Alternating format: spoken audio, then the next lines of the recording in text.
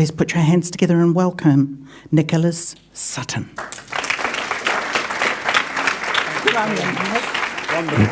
The microphone, please. Now, you're probably all wondering what the spade's for, aren't you? I've actually been digging the dirt on Zishan. That's why it's so dirty. But actually, this is the spade that you all carry around with you in an imaginary format when you go off to those coffee meetings with prospective clients, or perhaps those more formalized sales appointments. And the spade manifests itself often within the first 60 seconds of that meeting. When the prospective client says to you, why don't you just tell me a little bit about your business? And that's your cue, normally, to start digging. And you'll dig a deeper hole as the client will let you.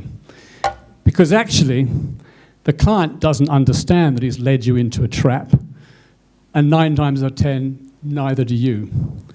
Because the truth of the matter is, the client doesn't really care about your business. The client only wants to know what you can do for him. And the biggest problem is actually, once you start talking about your own business, and you're very proud of your business, why wouldn't you be? You've grown it from scratch, you put a lot of time and effort and energy into it. So you're very happy to talk about it, and people love talking about themselves. But the trouble is, that's not actually what the client wants to hear. And as soon as you start doing that, you've effectively blown any differential you have with any of your competitors who are selling the same sort of widgets or selling the same sort of service.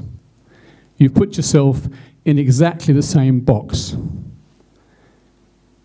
And because there's no differential, what you've effectively done is allow the client to have to choose on price. Because if there's nothing different between you and the people he spoke to this afternoon or the people he saw last week, how is the poor old client going to choose? Your products are all pretty much the same. They're all doing the same job. Your service is pretty much the same. And frankly, your price is pretty much the same. In fact, you could do one or two things on price. Most of you do your homework and you find out what your competitors are charging for a similar product or service. And you either go into that conversation offering more or less the same price, or perhaps to give yourself a bit of competitive edge, you drop it down a bit. Either way, you're effectively chipping away at your hard-won profit margin. Not a good way to go. So when the client says, tell me a little bit about your business, what actually should be your response? Well, I should take it. Sorry, go on. Yeah. What, not what you want to know. What you should really say is make it all about the client. Say, well, thanks for asking that. But before I do that, perhaps I could tell you why I've come here this afternoon. And if you've done your homework and a bit of client research, you should probably know a little bit about him or them.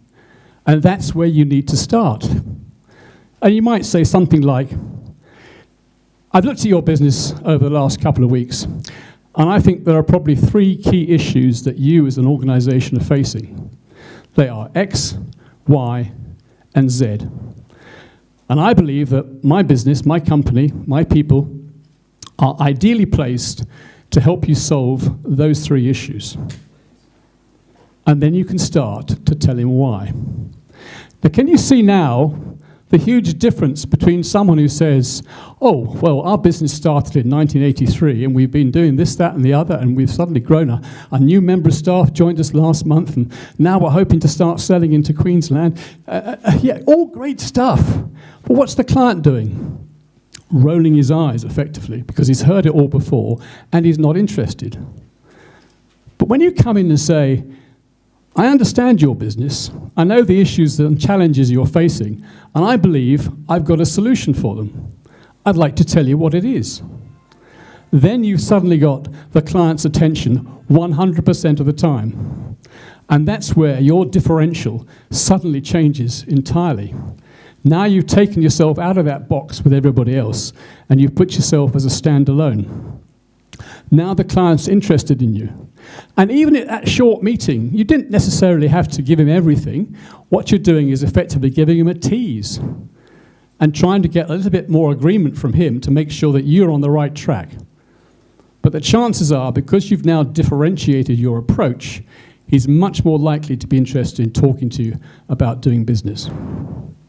And that is the one thing I would like you to take away from these few minutes that I've had this afternoon. When you go to a client meeting, whether it's a coffee catch-up or that more formal meeting, don't take your spade with you. And when the client offers you the spade by saying, "Tell me about your business," hand it back. "No, thank you. Let me tell you about your business and what I can do to help you." Then I think you'll find that when they judge you, it won't be on your price, it'll be on your product, your service, and your differential. And that, particularly for a small business, just as much as it is for a huge multinational, is actually what makes all the difference. Now, there's obviously an awful lot more to how you go about that process than I've got time for today. But if you, as I say, if you just take one message away, think about how you approach your clients when you next have a meeting, whether it's Friday morning or sometime next week. Don't be tempted to start off talking about the background of your business. Make it all about them. Do your homework. It doesn't take long. A couple of phone calls, look at the internet, whatever you might do, get a little bit of background on them so that you're in a situation where you can talk about it. Do not talk about you. Thank you very much.